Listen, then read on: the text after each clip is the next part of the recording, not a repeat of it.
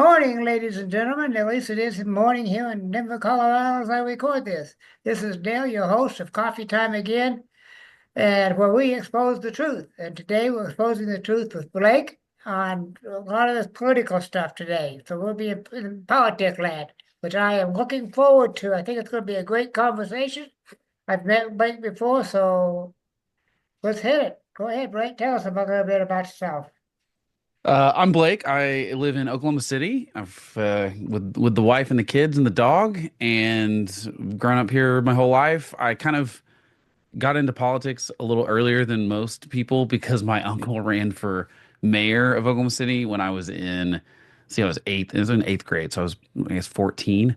And most 14-year-olds, I don't think are paying attention to politics much. And not that I was a lot, but it just kind of got me interested in it, helping with the campaign and stuff. Obviously, it's a very small local race. This is not big time politics or anything, but it got me interested in it.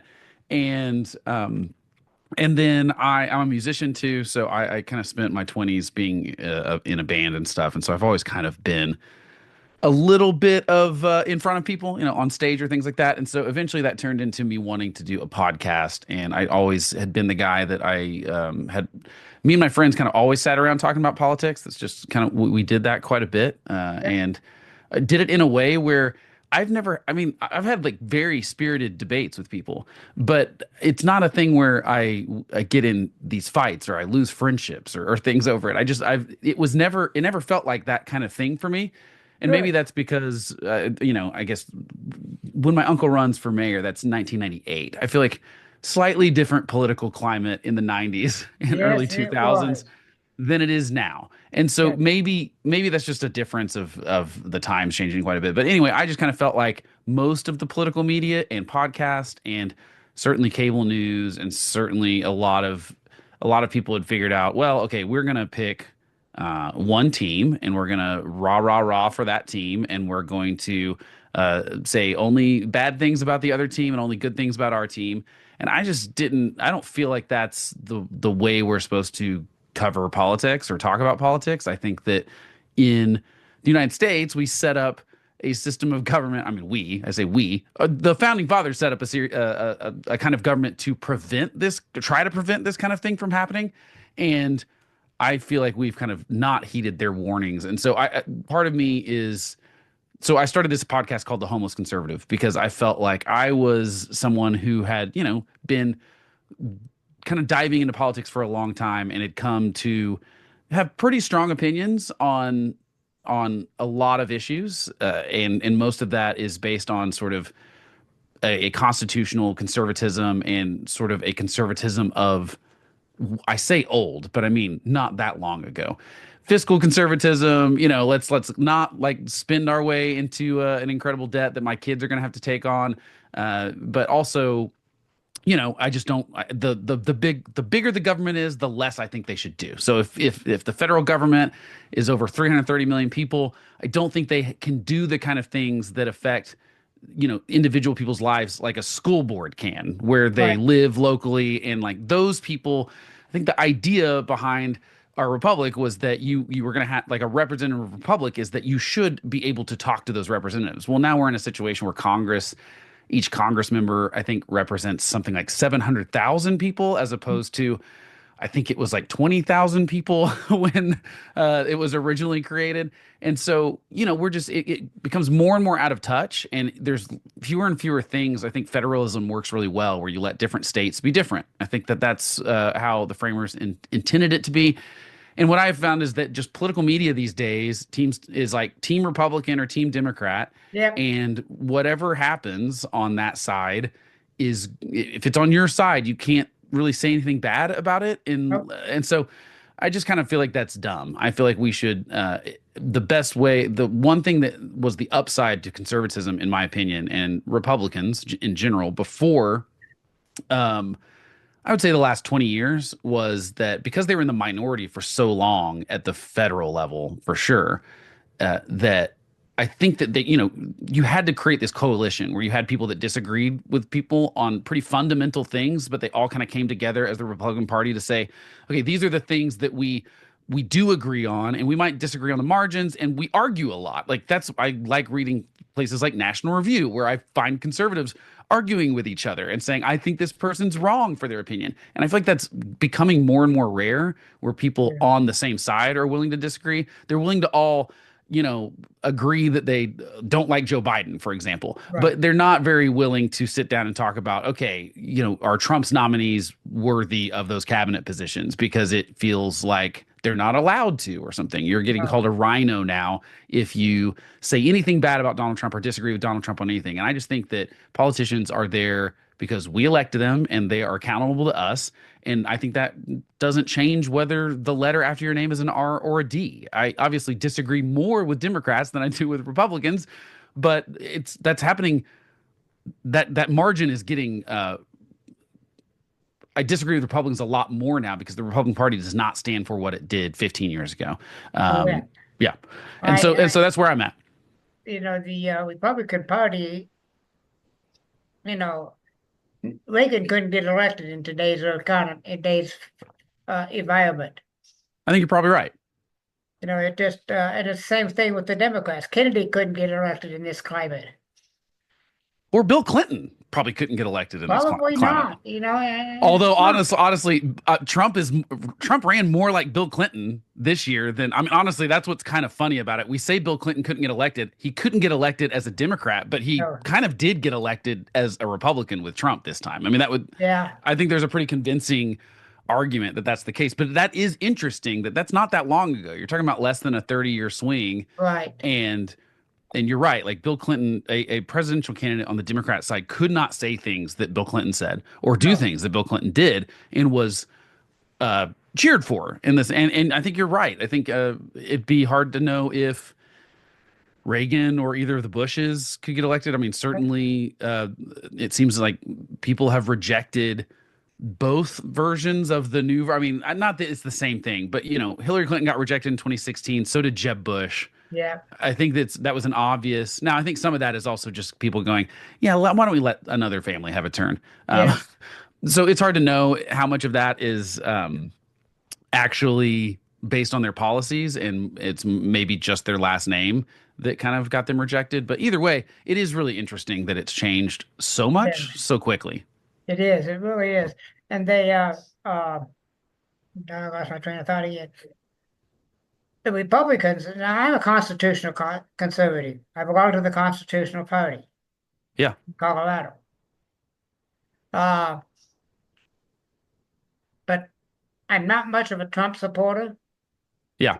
I think he's already made quite a few mistakes.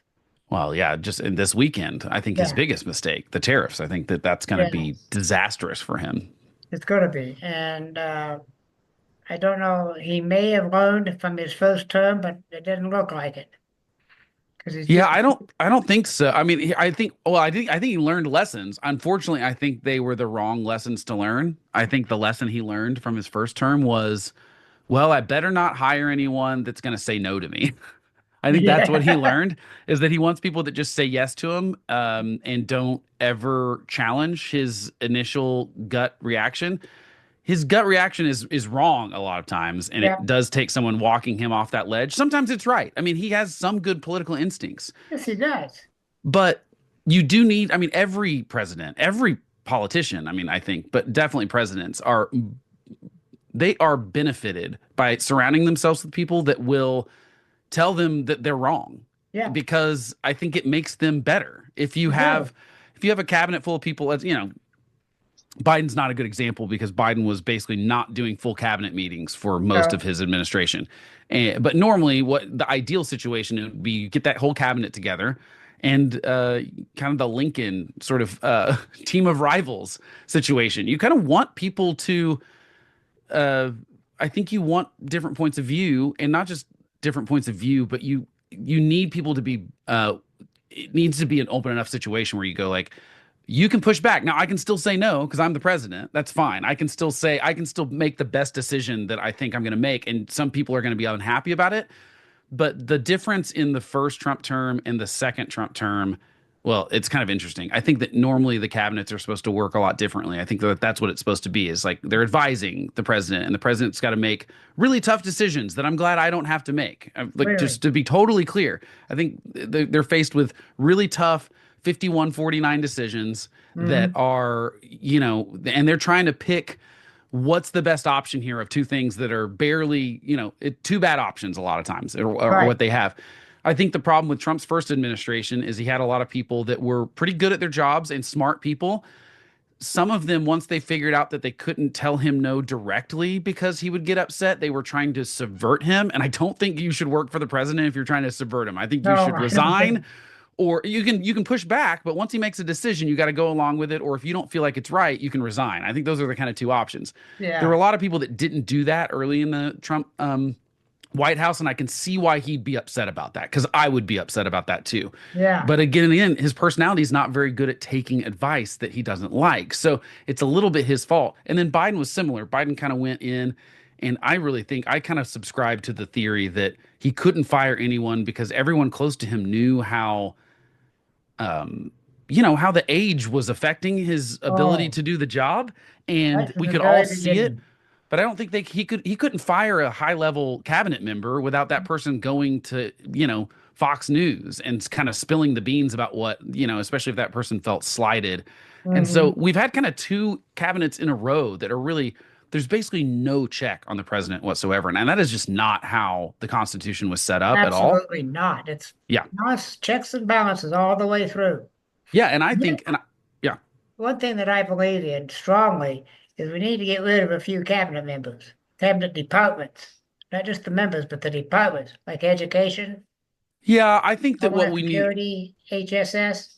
yeah, I mean, HHS has to exist because it's a quarter of the budget. I mean, you Yeah, can't, that is, they have the Department of Defense and Health and Human Services have millions of employees between them, yeah, and a third of the budget. So someone has to be able to run those organizations.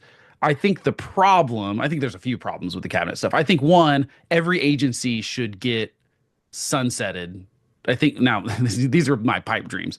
In my ideal world, Congress would create a new organization like EPA or Department of Education or whatever, and it yeah. would have a sunset date where basically they say, okay, at this date, we're looking at this department again and saying, is it necessary anymore? Because sometimes things are necessary temporarily and not Right. permanently. Like, I really think that even after 9/11, for example, I think spinning up Homeland Security was a good idea at the time.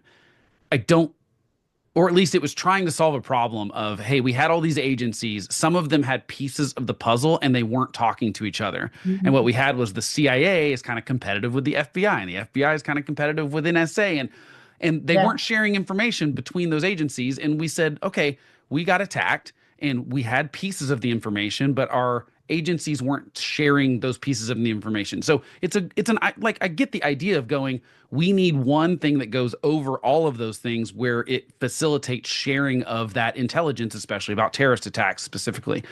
foreign kind of intelligence. I don't think it's worked super well. So I'd rather Homeland Security have a sunset date where they go, okay, we're going to look at this. Is this necessary anymore? Should we change it? Should we change its mission? You don't necessarily have to fire the whole crew of people. You could be like, you have a new mission. Your new mission is X, Y, and Z. Yeah. Because we've got a lot of agencies that are they're permanent. I mean, they every what's the saying? It's like nothing more permanent than a temporary government, Government. yeah, government agency or program. And so, yeah, we've got to have some sort of sunset date on these things. It's gotten ridiculous how many. That's the other problem with the presidency. He just has way too much stuff under the executive branch. There's something like 200 different agencies that you're in charge Yeah. of. That's just not sustainable to do those jobs well. You No. can't possibly you can't say the buck stops here with the president for every one of those agencies. It would be impossible for the White House to staff in a way when you're turning over staff every 4 to 8 years, if not Yep. sooner than that, because most of that staff turns around in the middle of that. So Hmm. we've got to figure out a better way to make the executive branch work. I think it's unfortunate that the American people seem to want a king right now. It seems to Yep. be that they're very happy with a president that does things that um, it's like move fast and break things, kind of the Silicon Valley mentality I think people are wanting. And I go, yeah, that works well sometimes in Silicon Valley with a startup. That doesn't work with the government. You can't move fast and break things. I think that that's what Trump's doing with like these tariffs. I think it might Yes. end his presidency a lot earlier than he thinks. He has this great mandate. I think the second everyone sees 25 to 50% price hikes on everything they buy that comes from Mexico, China, or Canada, Canada. I think they're gonna be upset because that's why they got rid of the Democrats in November. Was inflation was the number one issue. If Trump causes prices to rise after saying he's gonna bring them down, I don't think the public forgives him for that. I think that's the Oh, one thing he can do to lose supporters. I think that for the most part, he's bulletproof. I think he's right that he could shoot someone on Fifth Avenue and he wouldn't lose the really hardcore MAGA supporters. I think those people could shed off if their wallet is affected. I think the hmm. second they see prices increase based on something that Trump alone did, Trump implies applies these tariffs, he cannot blame Congress, he cannot blame Democrats, he No, cannot blame DEI, he cannot blame the Department of Education, he cannot blame anyone other than himself if he applies these tariffs and then people are mad about it because their prices go up. I don't see how he's going to wiggle out of this one. I don't either, but he's pretty good at wiggling out of things. But I don't think he's going to make this one. Yeah, I've been wrong before. I will stipulate I've been wrong so many times about Trump because I've thought, oh well, Republicans won't go along with that, or people that'll be the final straw for people. I thought January 6th might be that Yeah, 4 years ago, and it's just clear that people are willing to capitulate to a guy that's clearly not has no interest in their interest. I don't really understand it, and I'm also willing to call out the good things that Trump does. That's the other weird yeah, thing. I feel like with Trump, you either have what the MAGA people call Trump derangement syndrome, where everything he does is a five alarm fire, yeah. and everything is the worst thing ever, and everything is this unprecedented thing, and this attack on the Constitution. And the truth is, some of the stuff he's doing is no different than what Joe Biden was doing, and the same people were not complaining about it when Joe Biden was doing. Right. And also, some of the stuff is good, frankly. Like Yeah. some of the executive Closing orders the he signed border. last. Yeah, the border like is a problem that people voted for in November. They said this is a problem. It needs to be fixed. Now, I would say if I were Trump, my critique of so far what he's done with immigration is that I would have had Republicans have a bill on my desk on week one to actually change the immigration laws. Because right now, Donald Trump has done nothing. I know we're only like 2 weeks in to this thing, Yeah. but he's done nothing that's permanent. He's No. done nothing that a Democrat can't get elected in 4 years and undo everything he's done. Because all he's done is executive orders. And There's they been could no be undone. bills.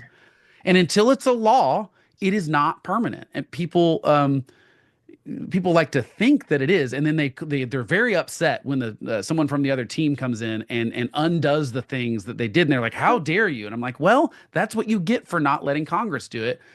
Problem is, Congress doesn't want to do it. I don't know how to solve that problem. Well, Congress, according to the Constitution, is supposed to be a temporary thing. Come in, you do two, three terms, and you leave.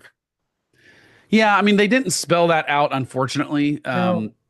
I think there are some things that I think if the founders were a lot like could see today, I think Mhm. they would have been a little more specific in the Constitution. I think the Constitution is fantastic. Oh, I I love it. wouldn't I wouldn't change much of it because I Nope. think what it does really well is a lot of the way they did the language in the 1700s still works because they were so broad about it. Like they Mhm. said transport, for example. And so that was ships at the time. They obviously did not know cars and trains and planes and all these other things would come in there. If they would have just said ships, we would have had some trouble. You know what I mean? Like if they would have been really specific to the technology that was existed at the time.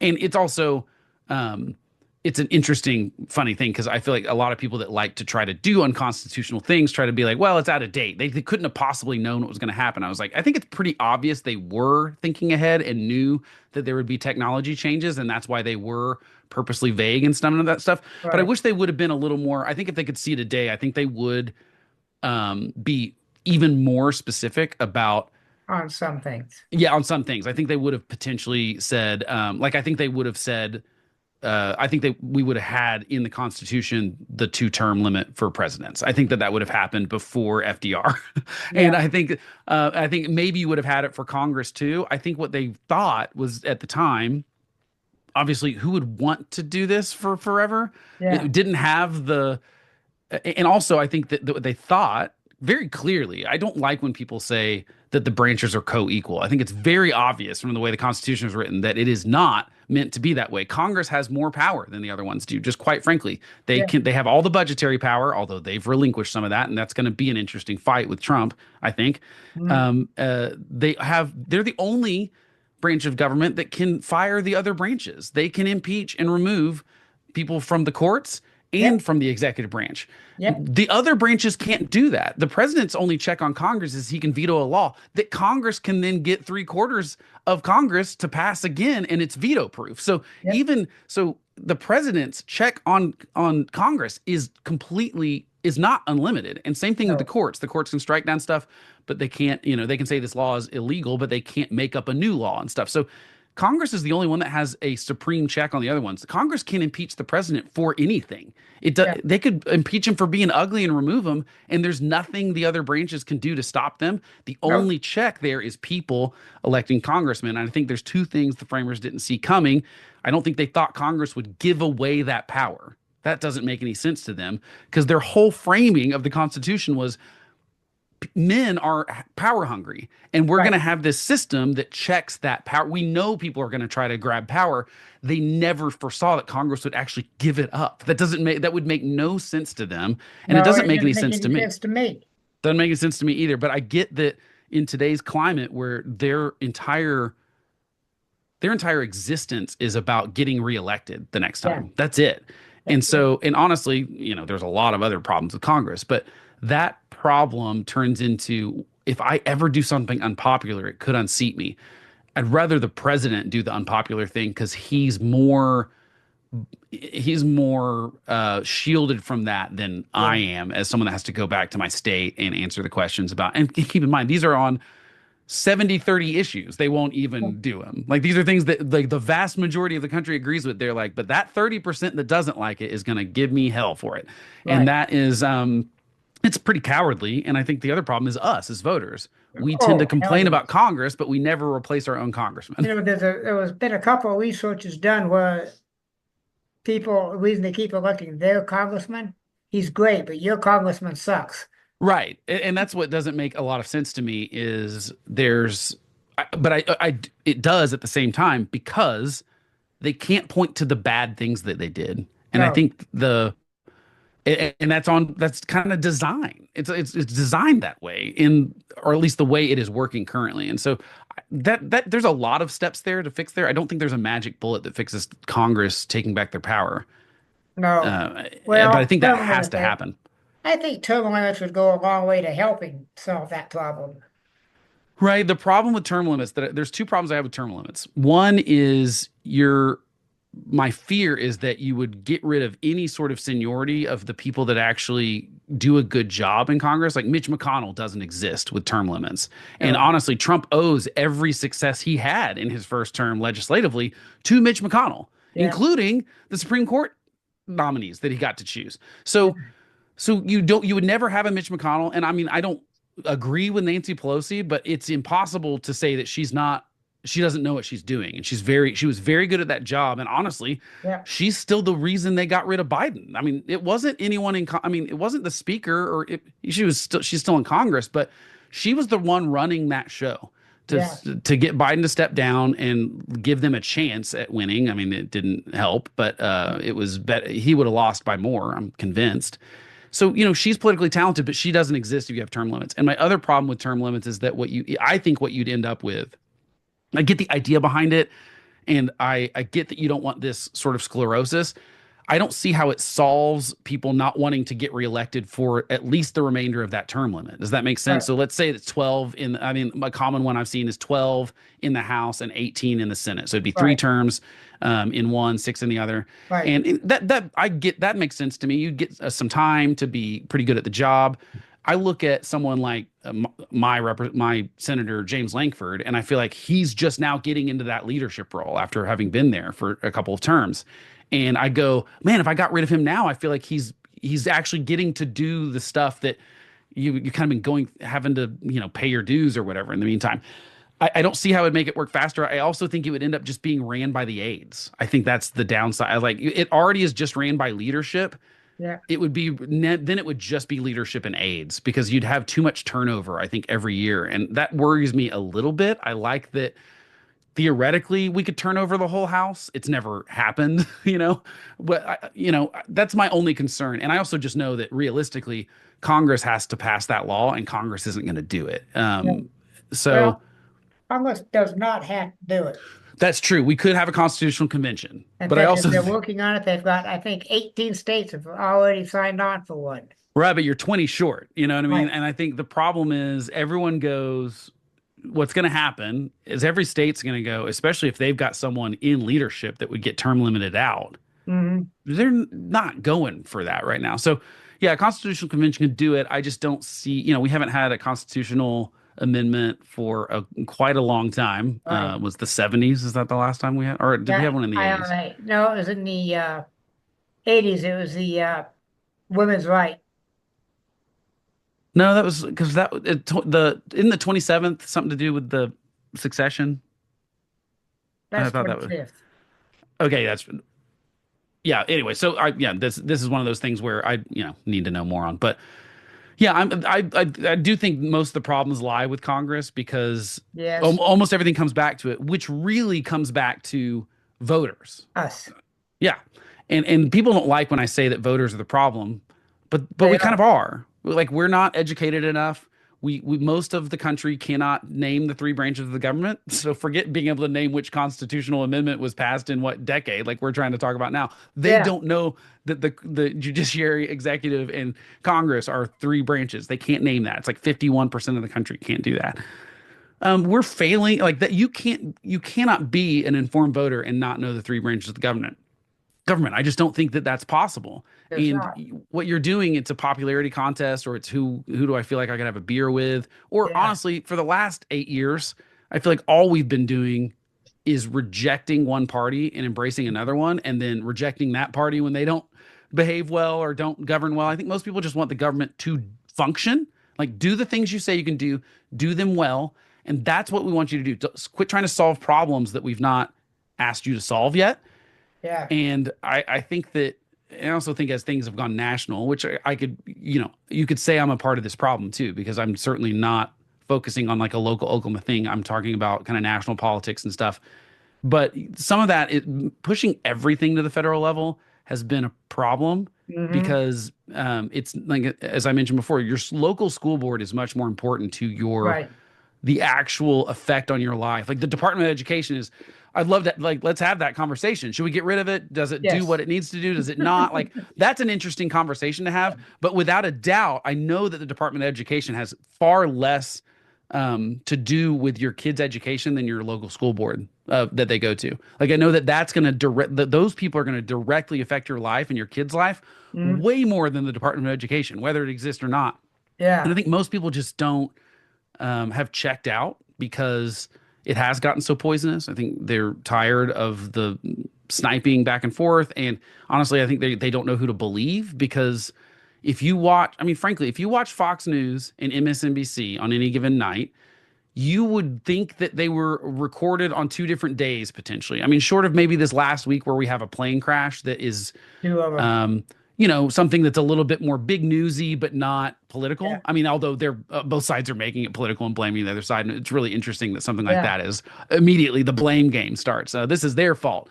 The Babylon Bee had a funny one, like investigation determines that the plane crash was caused by whichever party you don't like. It's like that's how it kind of feels.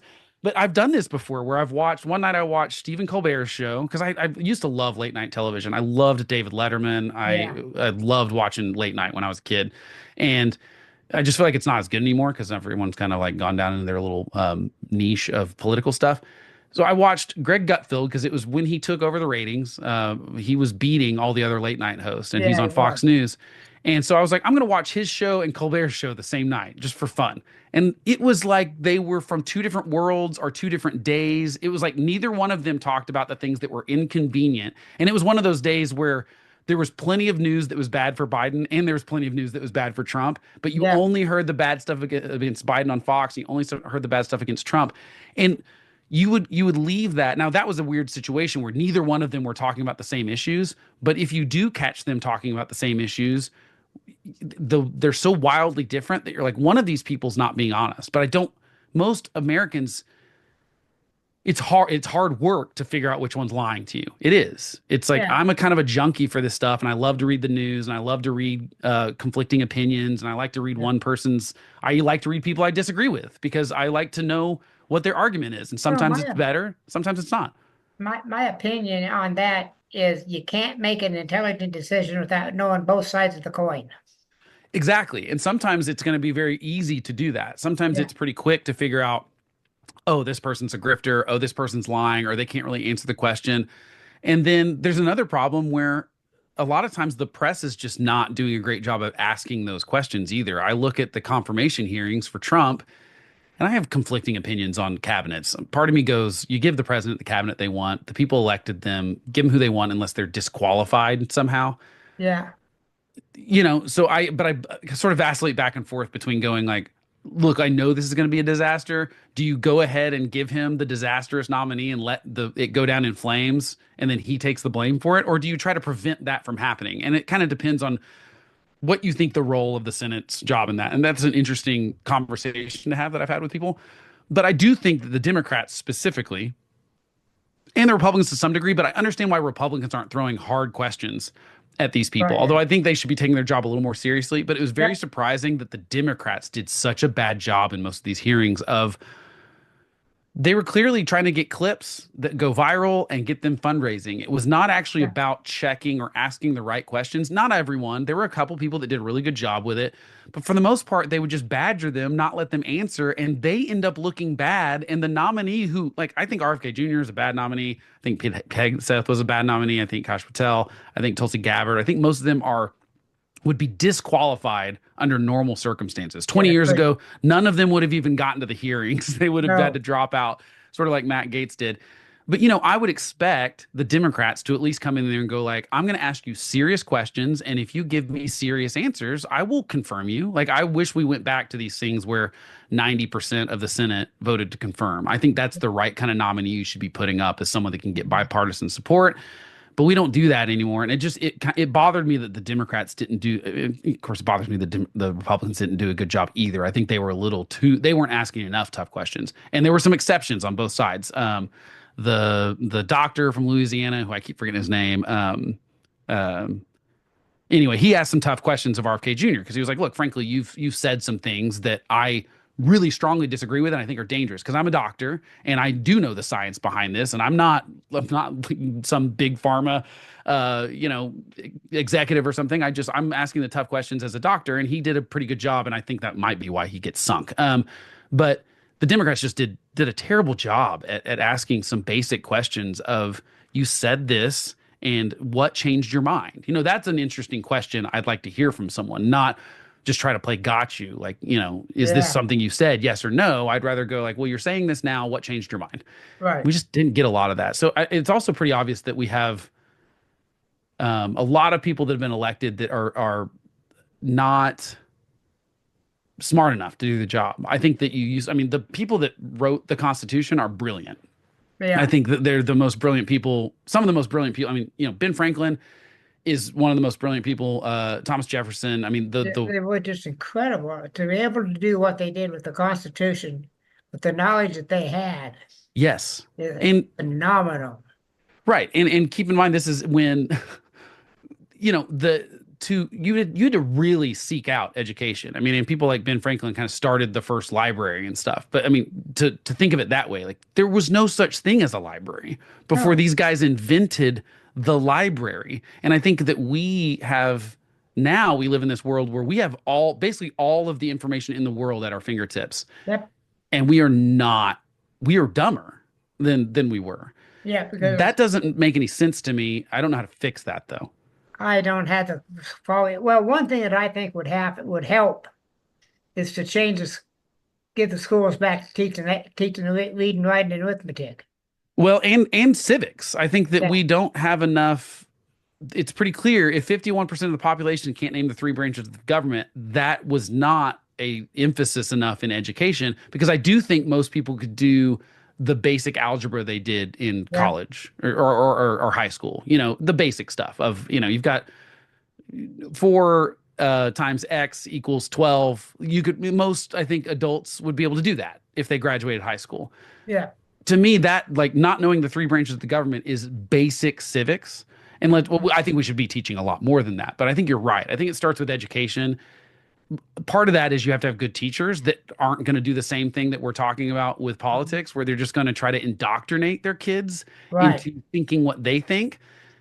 The other problem, I mean, just to talk about education for like half a second, is I think that, to me, I see the biggest problem with education is that we are still teaching kids like we did 20 years ago, which made sense 20 years ago. Like when I was in high school, it's ridiculous that I didn't have to take a personal finance class. That's Yeah. absolutely ridiculous that I graduated high school with only my knowledge of business and personal finance and stuff from what I learned from my family. I'm from a Yeah. family of all business and entrepreneurial. And so my mom made me count the cost of my lemonade stand as a kid. I didn't get to just like have a lemonade stand. I had to like count the cost of the cups and the lemonade and all that stuff. I had to pay her back for that. And then I had profit on top of that. Most 8-year-olds are not getting taught profit and loss. No. And, but I think every kid that goes to school should, regardless of if their parents or work at a fast food restaurant or work at a bank. I think that, like, we've got to teach them about like finance. We got to teach them about government and civics and how to be a good citizen, and honestly, how to be a lifelong learner. Because the And problem history. is, your generation for sure, I would imagine, I'm just going to guess, most of your generation got a job and kept it for decades Yeah. and retired at that job. Maybe you Wow. changed job one time in your career. I mean, Yeah. or if you even if you changed jobs, you didn't change careers. Like you might Right. have been an accountant at one place, you moved to another firm, but you're an accountant till you retire. Right. That is just not how the economy works anymore. And it's definitely going to change even faster as AI Well, stuff comes online. So we got to teach kids how to always be learning new skills. And I think that's the biggest thing that we're not doing. And so we're setting kids up for failure, because what's going to happen is they're going to get a job out of college that might not exist 5 years from then, because it's just happening faster now that yeah. turnovers. Or they're going to graduate college and get a job, and 5 years later there's going to be the opportunity for a job that didn't exist 5 years ago. So Right. it's a there's a turnover. I think most people are a little too fearful of AI just wiping out all jobs. I'm like, that's not generally how technology does it. It does eliminate some jobs, but it Mhm. also creates new jobs that we didn't know could possibly exist. Right. The car is I a great also example of think that. I also think we need to start teaching some real history. I agree. History is way more nuanced and fun than we make it. Yes. in like And I get that in elementary you're doing some basic stuff, and in middle school it can get a little bit more complicated. Yeah. I'm in Oklahoma, as I mentioned. So, in seventh grade, we had like an Oklahoma history, and you definitely got, a lot more information than probably most people do about, the sort of America versus Native American kind of stuff that went Yeah. on, because we're in Oklahoma. So it's kind of, Oh the yeah. history of our state is very much, so we got more of I don't want to say the gross stuff, but like you can't just gloss over history and pretend that the bad stuff didn't happen. And but we're also not very good at judging history based No. on what happened before it.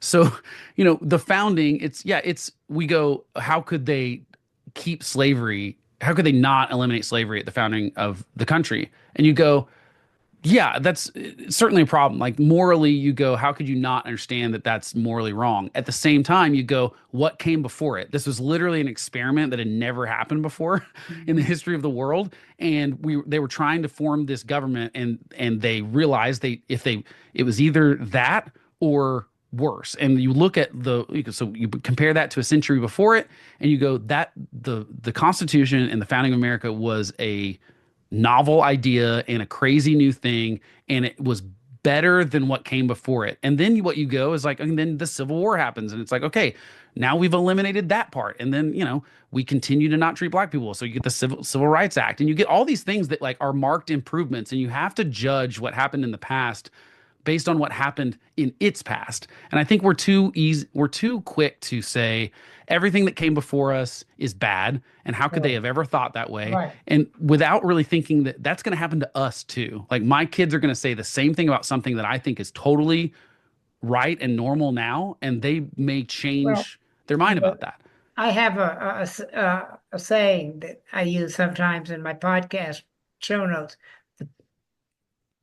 the philosophy of the classroom today will be the government philosophy of the government in the next generation. Yeah, I think that's pretty true. Yeah. Especially when you look at how you look at a lot of the stuff that's going on in government today, and most of it is the activist class from the 60s and 70s who are Right. now in charge, and maybe they're sort of on their way out, but they're certainly at the top right now. Yes. And there's no way there's not a correlation between those two things. It was sort of this activist class from, the protest in the 60s and 70s, which I think were, you know, um, oh, it's weird with when it comes to that kind of stuff. I think a lot of times they have the right idea. I think that Vietnam was a mess, and I Oh, think and I think that the people that were protesting it in the moment were correct about it being a mess and unjust, and we were lied to, and there were all sorts of things that came out after that that make you go, they were kind of right. But then again, at the same time, I think they also went about it the wrong way. Like the way that they vilified the soldiers, which is insane to me when we had a draft at the time. right. These weren't people that volunteered.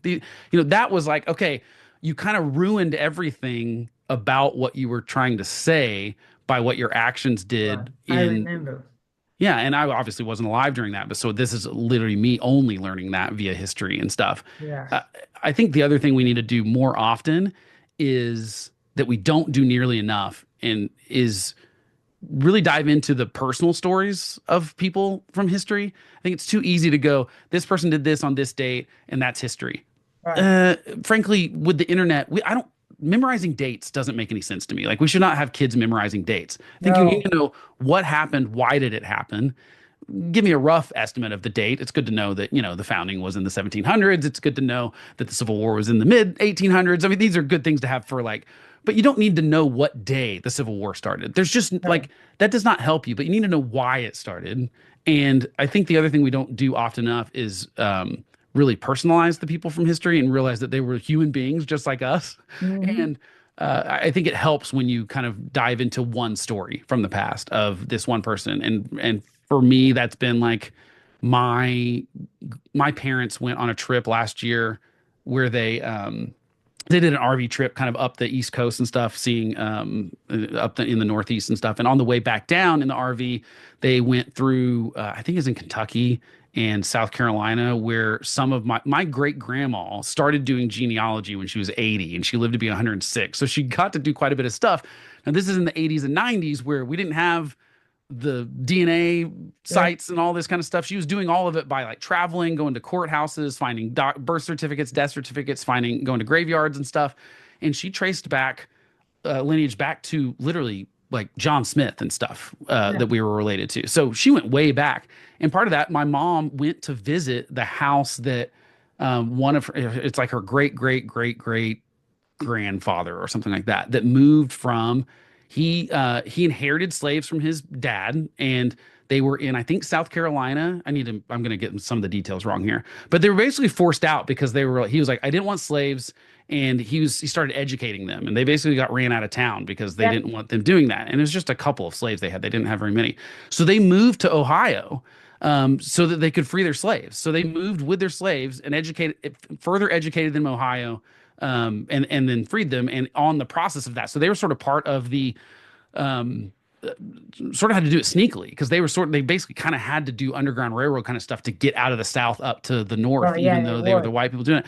So, but that's like a personal story where you go, if you talk to some people, especially on the left, who just think that everything is divided by oppressor and oppressed and stuff, we go, okay, so which one do I get credit for? Do I get credit for however many greats was the person that owned the slaves, or do I get credit for his son? So one great removed that said this is wrong and did the right thing. Because and most people can't give you an answer to that because you go, yeah, because it's complicated. And really, everyone has someone in their past that did something wrong. Like no one has any, and we shouldn't be judged like, we shouldn't be judged for the sins of our fathers. I just don't think, but we also shouldn't pretend they didn't happen. Like I think No. that on the right, too No. often we pretend they didn't happen either. And I think that does a huge disservice Yeah. um, to everyone, because if you can't learn from those mistakes, I think that in World War II is a more recent example. I think that that's less than 100 years ago. And I think we already are seeing situations in geopolitical stuff that are very similar to it. And I'm not saying, Right. we too often try to find these perfect analogies between the current and the past, and that's not normally what happens. But No. you at least need to look at the lead up to World War II, and you've got to go, okay, we've got some of those same problems. How do we prevent the same thing happening again? Right. And we're not even doing that, and that was 100 years ago. So I don't think we certainly don't do a good job from 250 years ago. I don't even think we're doing a great job of looking at like the 80s or the No. 90s and looking at the good and the bad of what happened, what worked, what are the pitfalls that we have as people. And so I just wanted to have my goal on my show is to have those kind of conversations and to not and I think curiosity is great. I think that people are scared to talk about politics They because are. they're like, I'm dumb, or that I'm going to feel dumb, or I'm going to feel like I don't know what I'm talking about. And I think it's very obvious that the founders did not imagine that everyone in the country was going to be as diligent or well read or as smart as the people that wrote the Constitution or Right. sort of founded the government. They knew that. They knew a lot of people were just farmers. They just want to be farmers, and they want to have Right. practice their freedom of religion, which they didn't have from where they came from. And so I don't think the answer is that everyone needs to be a political junkie. I think that that would actually be bad. I don't recommend people be political junkies, but you can be well informed and have good conversations and ask good questions and be curious. And I think it's a really good idea for people to go, I don't know the answer to this. And so I'm asking questions. And I just don't find that there's a lot of places that are good about that right now because No. most people will shout you down for potentially saying the wrong thing. I think the left is really bad about saying, oh, you can't say that. You can't feel that way. That's wrong. Right.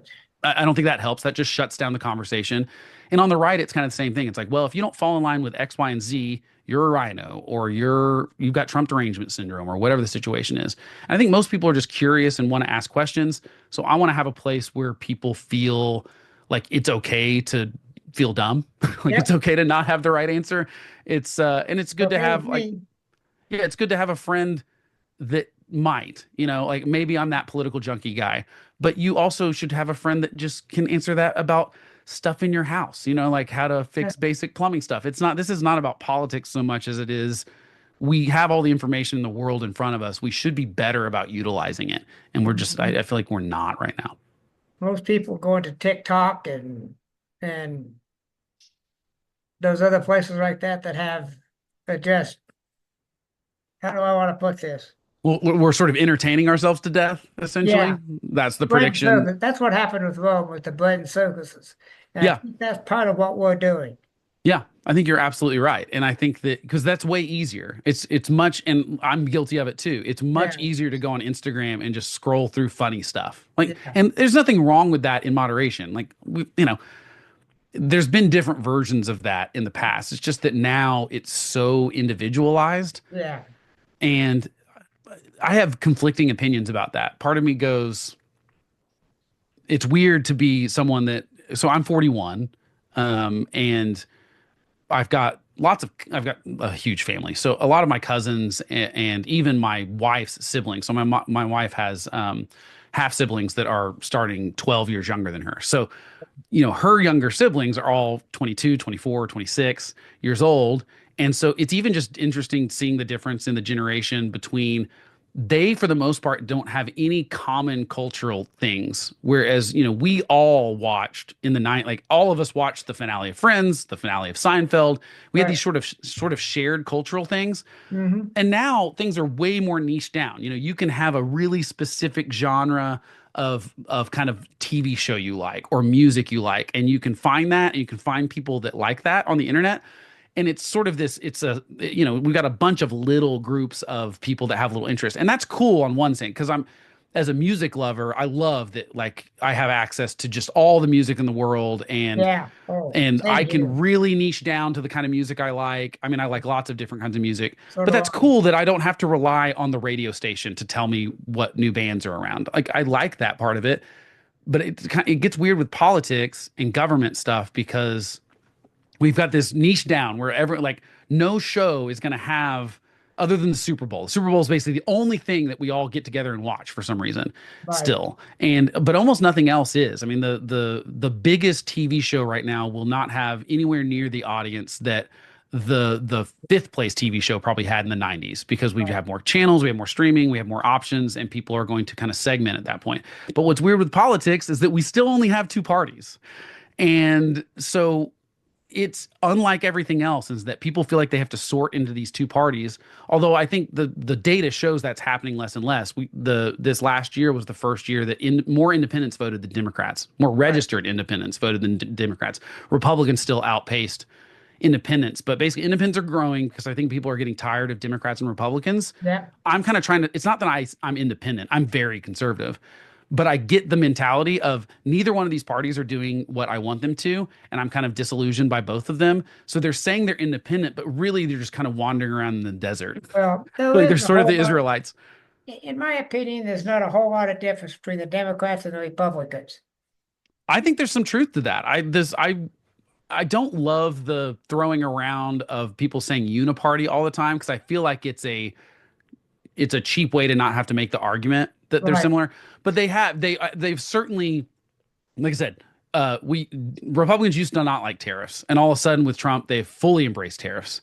And that used to be a Democratic thing. That used to be Republicans were for free trade, Democrats were more restrictionist. Now it's hard to Now, see the lines. Trump signed a bunch of tariffs that Biden continued. So you're right. In that sense, they were the same. You look at even immigration, yeah. and I'm not really sure that elected Democrats and Republicans are that far off on it, which is why I think we had that bill that Trump sank last Yeah. year.